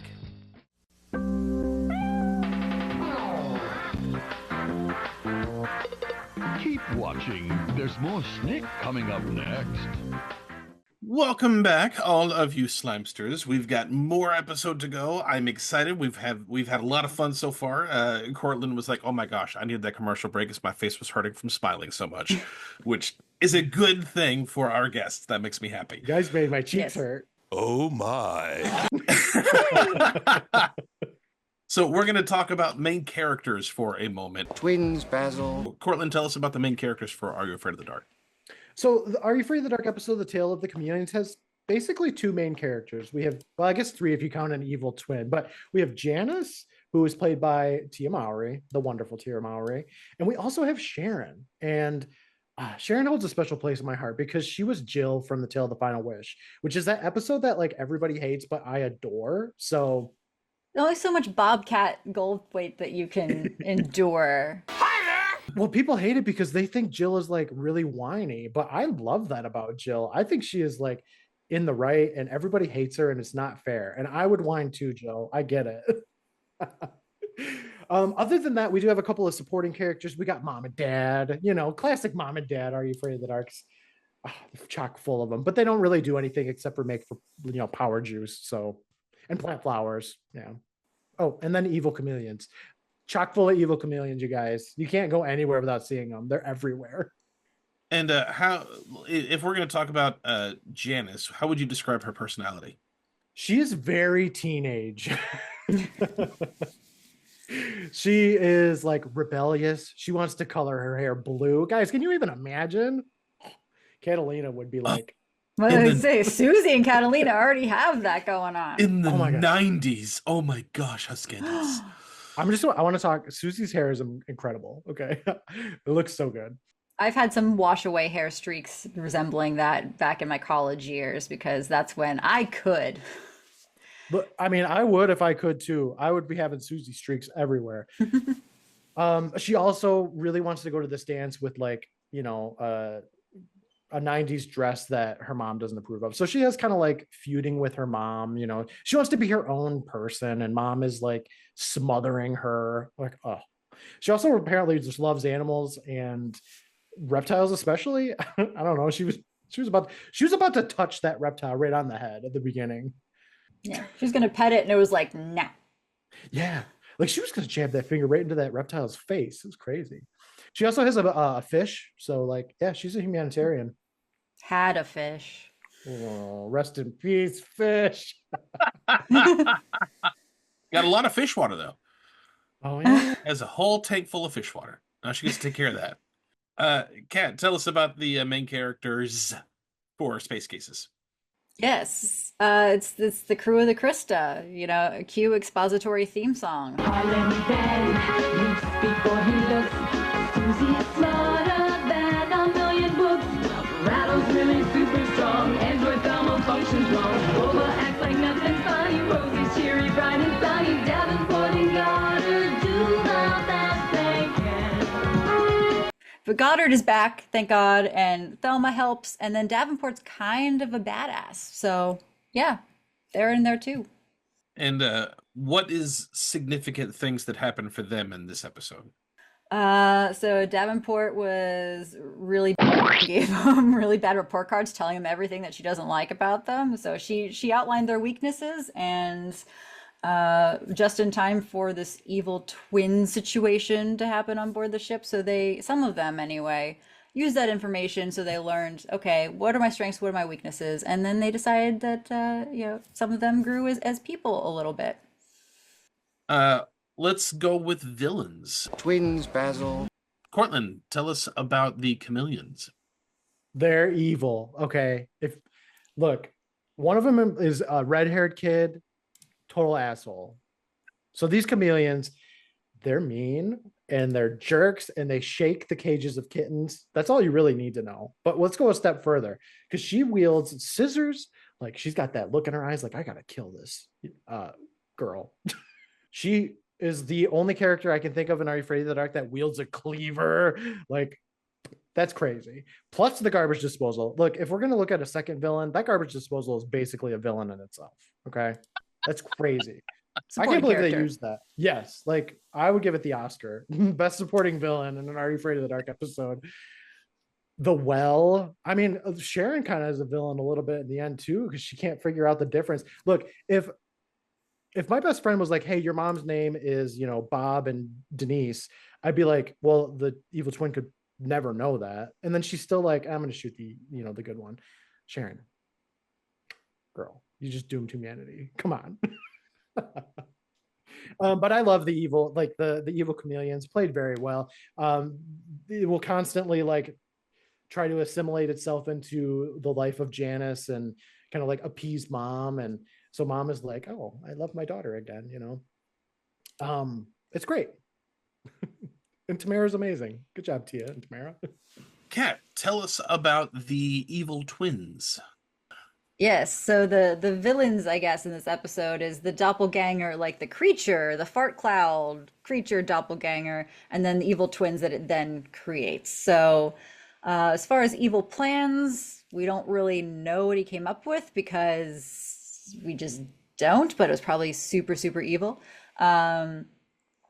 But yeah, it's just like this sort of parasite evil creature from, legendary from Stardog lore, that just creates havoc, and that's how it grows and gets its strength. So that's pretty cool when you think about it. It's causing chaos, and then like, oh, the chaos makes this amorphous blob thing, gaseous being stronger. So yeah, and the Krista might have been a villain for some reason, because it clearly wasn't helping the crew. It was a real Sharon, It locked them in there, and they couldn't get out of and there's like, oh yeah, sure, we'll just let you suffocate. That's fine. Yeah, I don't know what was going on there, but now let's look at the use of evil twin theme. Twins, Basil. So Courtland, Chameleons, go for it. I think that the evil twin aspect is kind of, the whole point of the episode, really. I don't know if it's so much evil twin as it is like evil shape-shifting lizard. But the goal of it is like world domination. And it says it pretty clearly. It's like, hey, thousands of people are turning into lizards every single day. Like, we are on a roll. We're going to take over the whole world and nobody's even going to know. Like, there's a moment where the evil twin is like, these people are so stupid that they're not going to know until it's too late. That explains a lot, quite frankly, about what's going on in the world. It explains a lot. Yeah, they're like, everybody's going to be too busy planting flowers and making power juice. We're going to get them all. Kat, evil twins. Yeah, so it's cool because, like, Are You Afraid of the Dark, they actually used, like, twin actors to play the twins, which was cool. Space Cases used, like, the sci-fi trope using, like, one actor to play both and just doing different makeup and visual effects and clever filming angles and stuff to differentiate.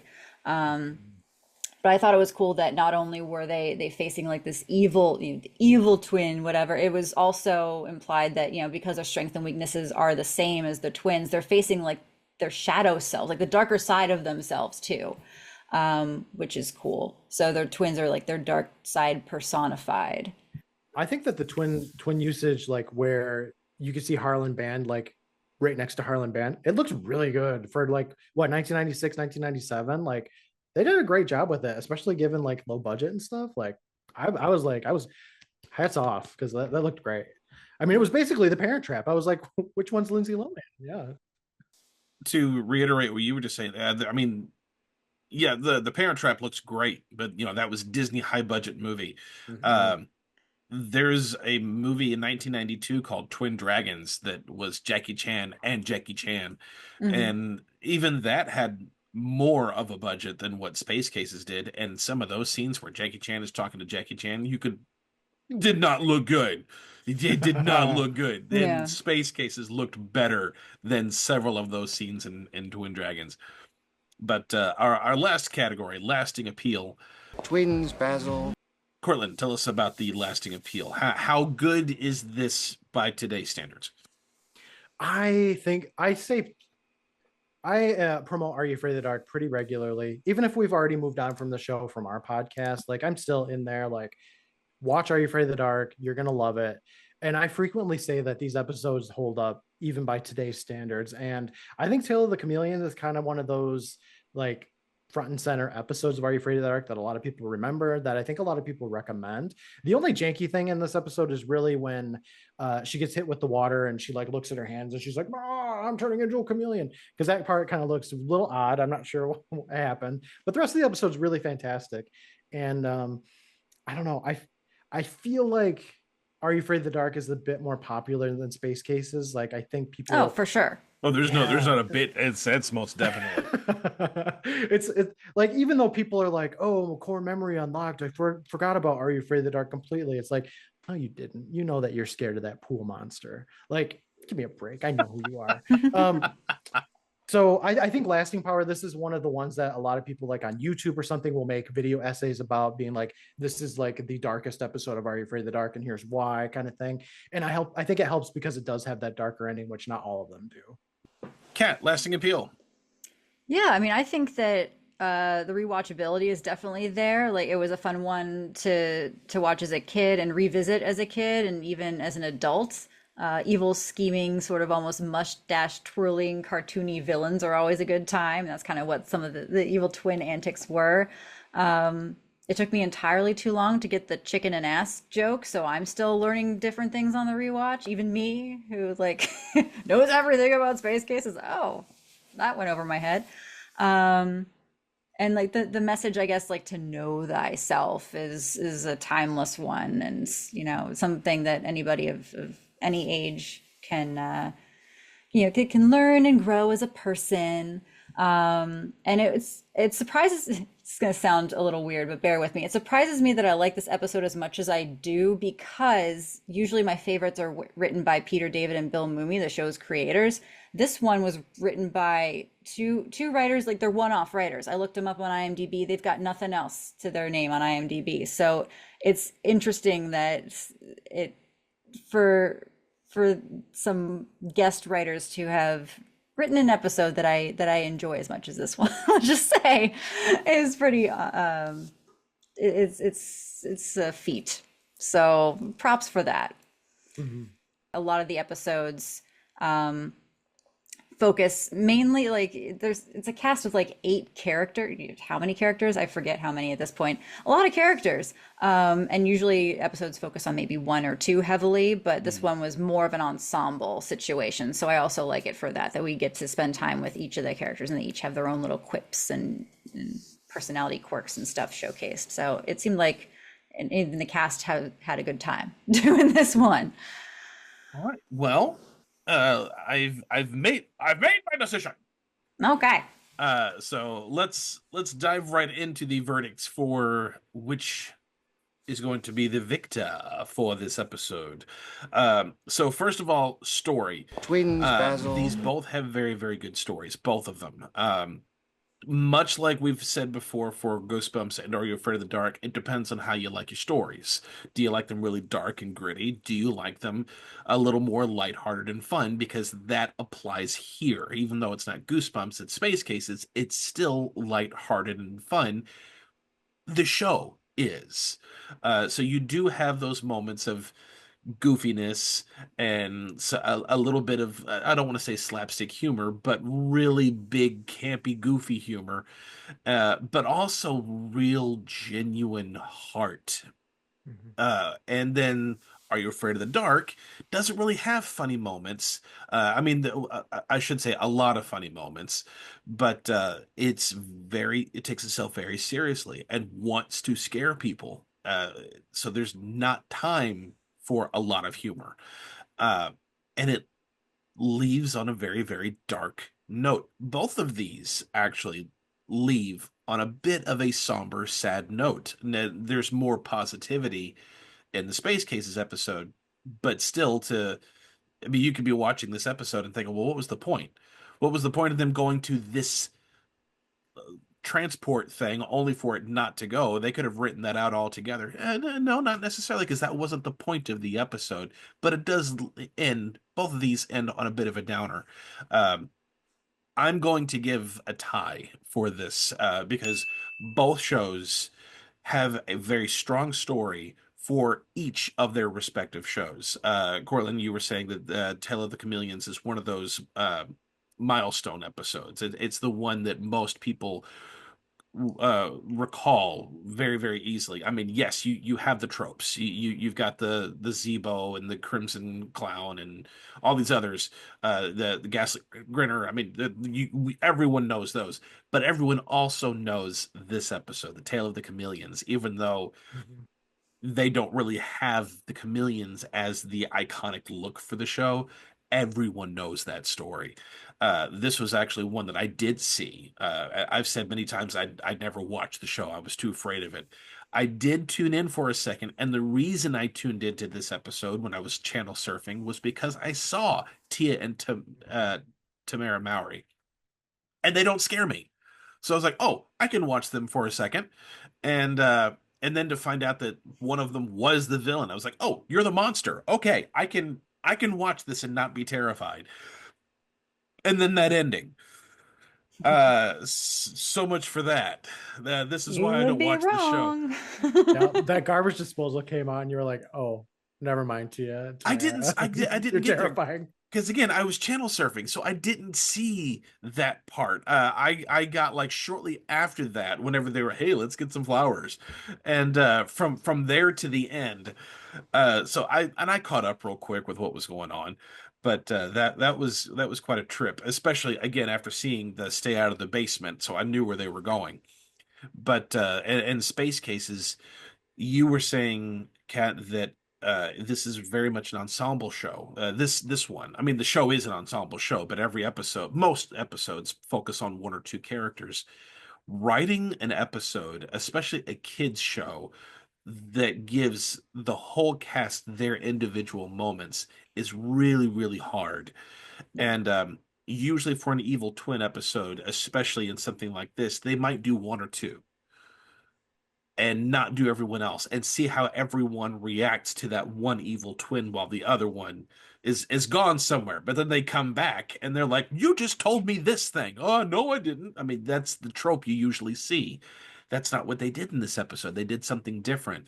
And I like that. Well, I'll get to that in a second. I was going to say something else. So let's go to main characters because that's what I was going to say about main characters. The thing about Are You Afraid of the Dark? Because that's what we started with. So I'm going to always try to do Are You Afraid of the Dark first. Thing about Are You Afraid of the Dark is usually the jerk characters get their comeuppance.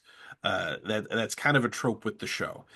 And immediately I was like, can we please already kill this redheaded kid? Like right out the gate, is this the punk kid that's going to get something happen to him? Nope, nothing, absolutely nothing, because he's a chameleon. But Janice she's just your rebellious teenager, and even then, she's not awful. She's not an awful teenager.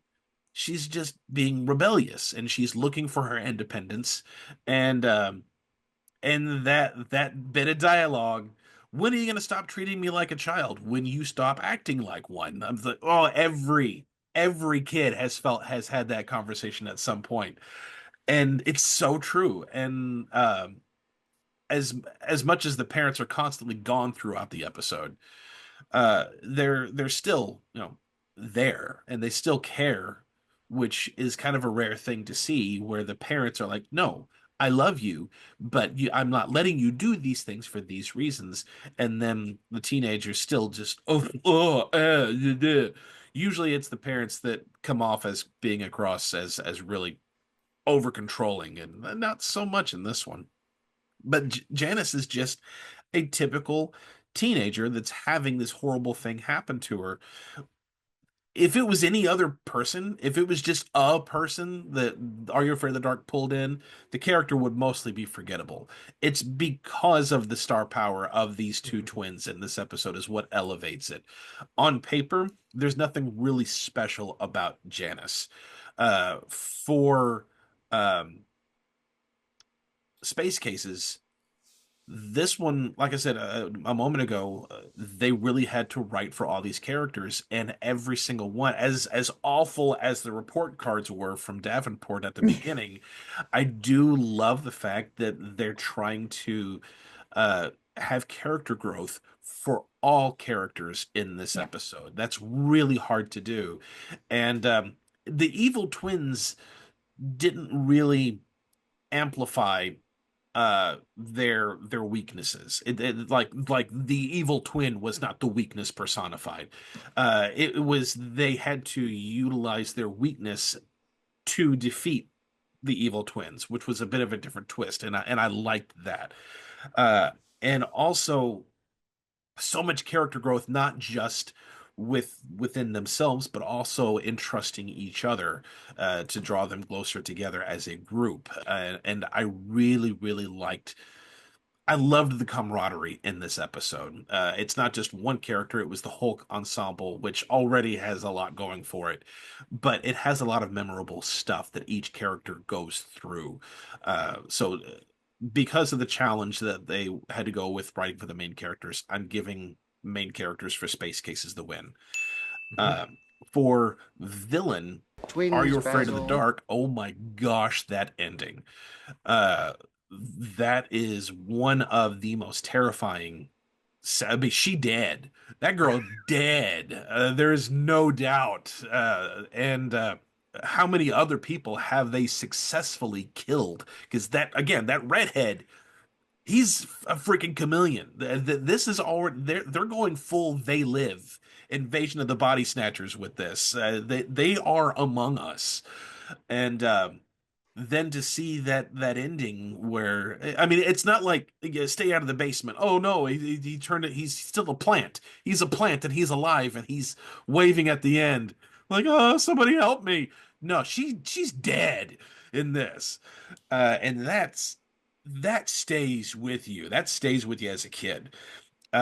Whereas over on Space Cases, the villains, we know they have an evil plan. We don't know what that evil plan is, and they're kind of dumb. They they are very dumb villains. Uh, and I was part of me. I love and hate the whole "don't look over there." So funny. Again, I love and hate it. I love it because it's funny, and then I hate it because it was like you were so close to breaking that trope. The look over there, and I was and they said we're evil, and I was like, oh, great! Like within a moment, I thought, oh, they're gonna do the we're evil. Do you think we're really gonna fall for that kind of trick? We do those kinds of things. That's where I was thinking for a moment they were gonna do, and then when they said we never do what we're told, I'm like, ah, crap. There's the setup. So Trauma logic, though, it applies. Like you can see how that would happen. so part of me, just the adult in me is like, man, I love that they did something a little different.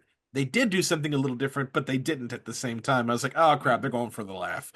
Okay, but still, that's the kind of show it is, and it is funny. So, but at the same time, they're far. Yes, they tried to suffocate these kids in this episode and trap them. Shoot 'em Did into something really space. stupid.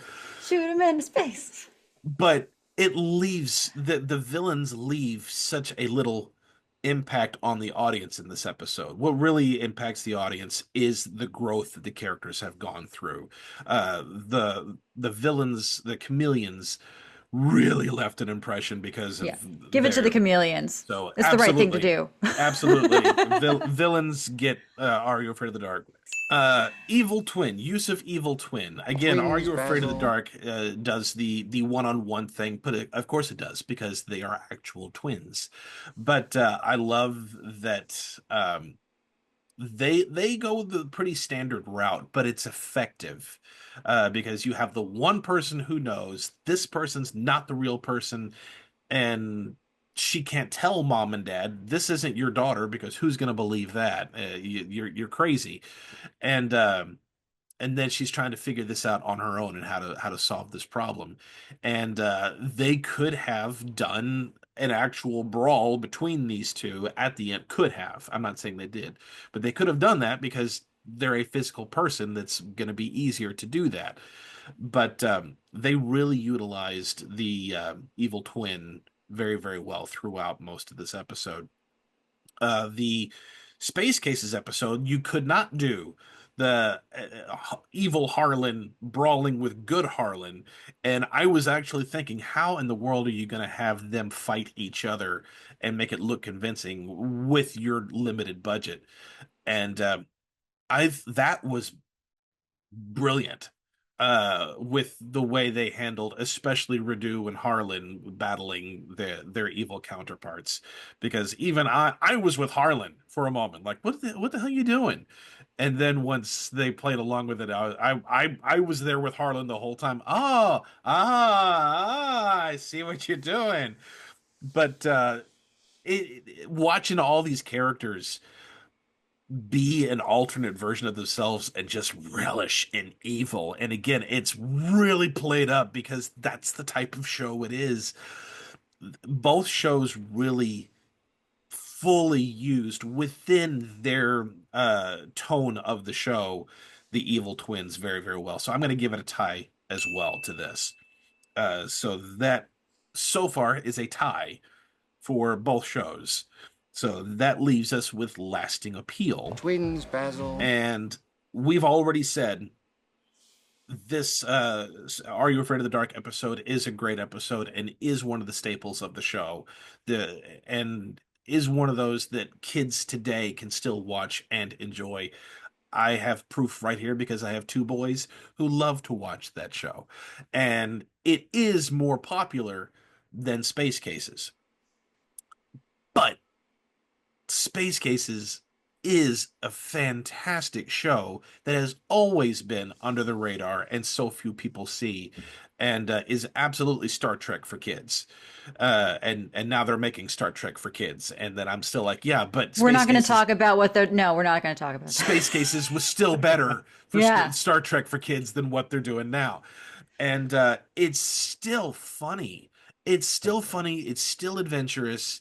It still has great morals and great stories. It's you still can enjoy it just as much now as you could back then, and probably resonate more now because they're actually just human stories told with alien creatures.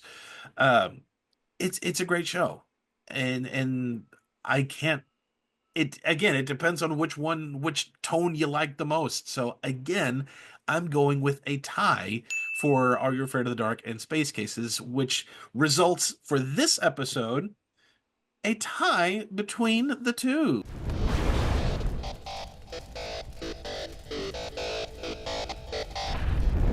Congratulations Awesome. between I you love that. guys.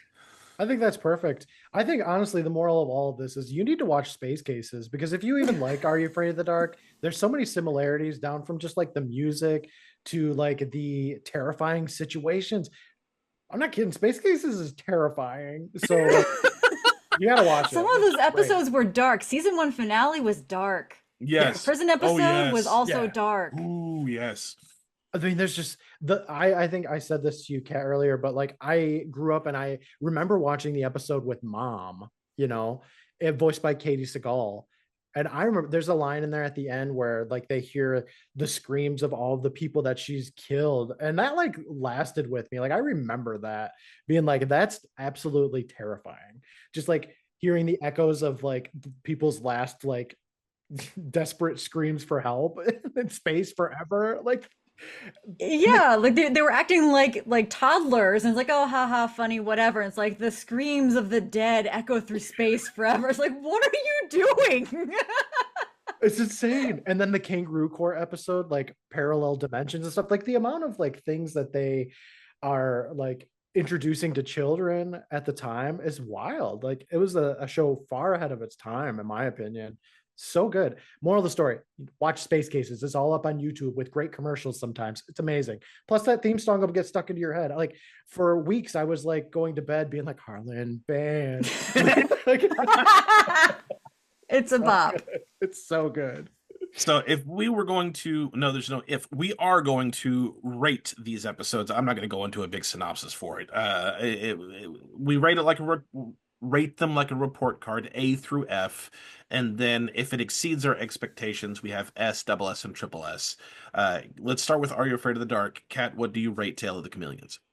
I'm gonna, I originally said A. I'm gonna rank it an S. Like it is one of those episodes that does stick with you. And yes, I was a fan of Sister Sister, and I remember seeing this when I'm not sure if it was when it first aired, but definitely when I was, one of the first airings when I was like 10 or 11 years old. It stayed with me. So it's an S tier episode for me. I love this episode. I feel like I'm like contradicting myself because I feel like in this episode, Tia and Tamara, they're teenagers, and I already said like, oh, I didn't care about that stuff. But I don't know. This episode was different. I watched it growing up, loved it then. I love it even more now. There's just so many things to enjoy about it. The characters are great. I give it an S. I don't think it was in my top 10 when I went back and reviewed all the episodes of Are You Afraid of the Dark for the podcast, but it's probably like number 11. Like it's high up there. This is a good episode. And I'm also going to give this a single S. This is a S for staple. And that is all I'm going to say. I've already talked at length about the show. Space Cases. Kat, what do you give this episode? All right, hold on to your butts, guys, because I'm going to give Space Cases a lower rating than Are You Afraid of the Dark in this one. I'm going to give it an A. It's not quite S tier, I don't think, for me. Yes, for watchability, but it's not the strongest episodes, and some of the ones that I have given S's to in the past were way stronger. So it's a solid A. Well, I recently just watched all of Space Cases pretty much for the first time, and season 2 is different than season 1 by like it is a large margin. There's some things I love about it, and there's some things that I'm like, that was a choice. This episode is kind of like in the middle for me in a way. I would probably give it an A as well, because I love that the fun thing about Space Cases is that it has a set of characters and you follow them through the story and you get to watch them grow. And there was a lot of character growth in this. Everybody got to shine, which is something that I love to see. So there's not really anything bad about this. You can tell the actors had fun, like playing evil versions of their characters. Rosie in particular and Harlan were like hilarious. It's a good episode. Like, it's not my favorite, but like it's pretty close up there. I think an A is a good spot for it. I agree. An A as well. As a standalone episode, it's super, super, super, super fun, and I highly encourage all of you to go check this episode out. But whenever you're watching it in context of the rest of the show, like you said, season 2 is very different, but this is a nice breath of fresh air in that season, and it's a good episode. But the better ones first half.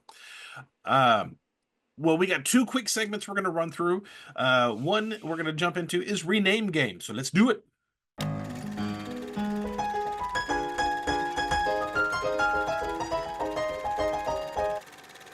Rename Game is the segment that we're doing.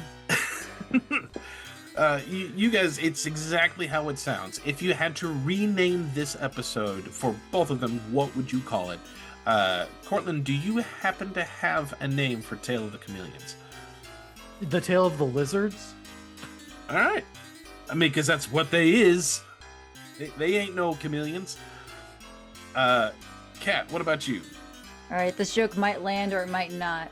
The Tale of the Mean Green Sisters from Outer Space. And for me, the Tale of Aquaphobia.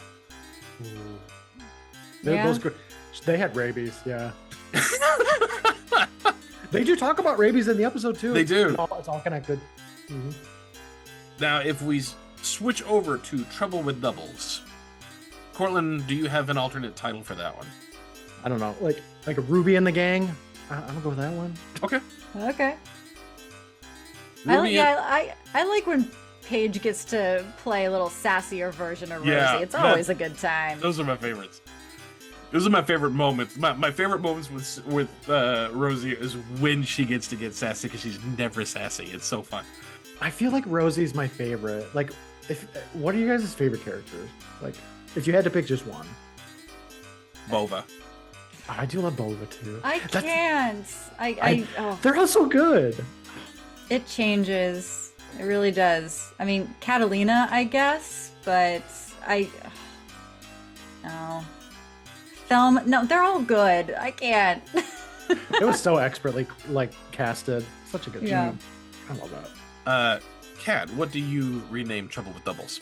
All right. Well, because they wink, wink, nudge, nudge to the camera about this is a sci-fi show, science fiction double feature. If we're going with song titles, like they tend to do, science fiction double feature. I love that. It gives me Mystery Science Theater vibes. And I had a very simple, just duped by Doppelgangers. So that is our rename game. We're going to post all these on Instagram. Everybody go to our Instagram and vote on which one you like best for these episodes. But we have one more voting game for all of you, because we also have a round of Tuned In.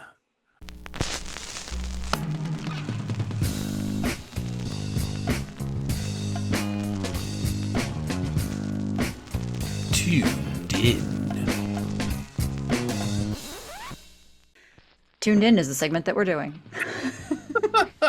I did it once and now it's stuck. So Yeah, now that's it's what there you're every getting. time. So if we had to come up with a song, any actual song, Kat can use the same song twice. If you have to come up with a song for either of these shows that would fit, what would you come up with? Courtland, what is one of the songs that you chose? So we'll start with Tale of the Chameleons. Go ahead. Oh, okay. So for Tale of the Chameleons, I asked you if I could make some stupid choices. So yes, you can. My Courtland brain came up with. There's this song. I don't even know if it's like fully real or not, but it was like a TikTok meme, and it was about this kid that ate corn, and he liked the corn. Oh no! Because of the juice. It's corn. Right? Yeah, it's a big old lump with knobs. And I don't know, my dumbness, like I just latched on to Dad making that power juice, and it just reminded me of that kid that liked the corn because it's got the juice. Nice. Okay. Yeah. Kat, do you have a song for the Tale of the Chameleons? I mean, I really don't. I don't have another song reference for like either episode specifically, but in my brain now, the song is playing the Real Slim Shady. Won't the Real Slim Shady please stand up? Please stand up. And I have Foreigner stuck in my head right now because I'm seeing Double Vision. Double Vision. All right, so that is Doublemint Twin song. Does that count? I actually thought that one. Gum. I thought that one too. You can use that if you want to use that. Well, use it for one of them. Let's use it for Chameleon. Doublemint Gum.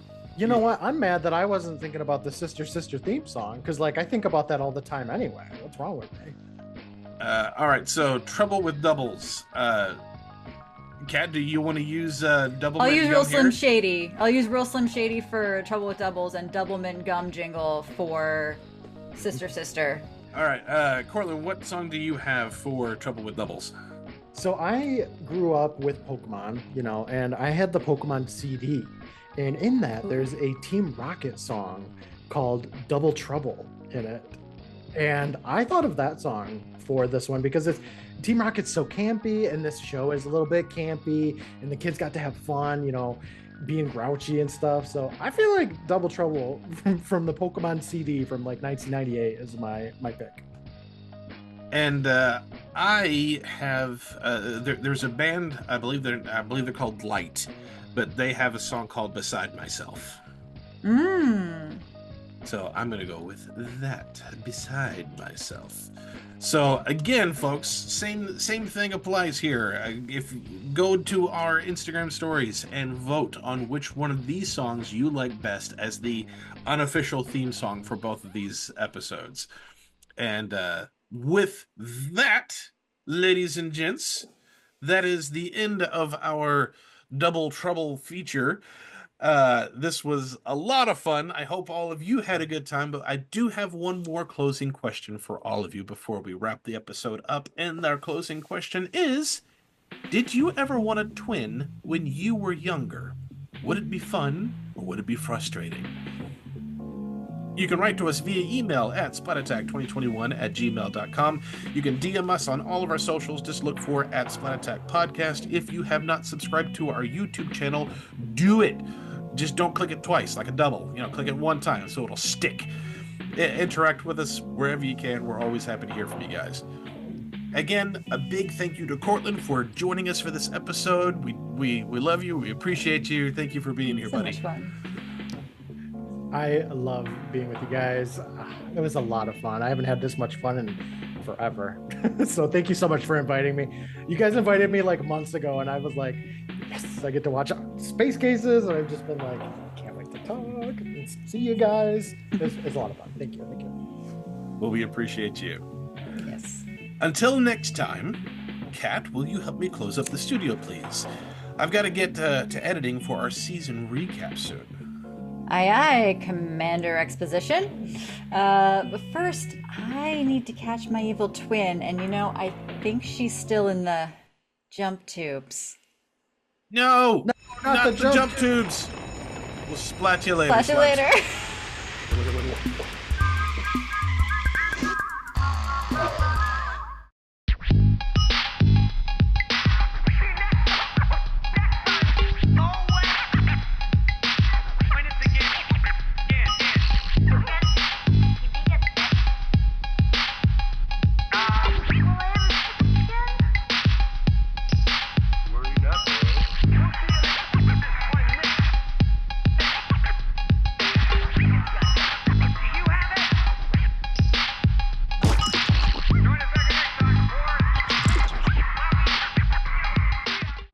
This episode was recorded at Splat Attack Studios in virtual home studios, though none in Florida.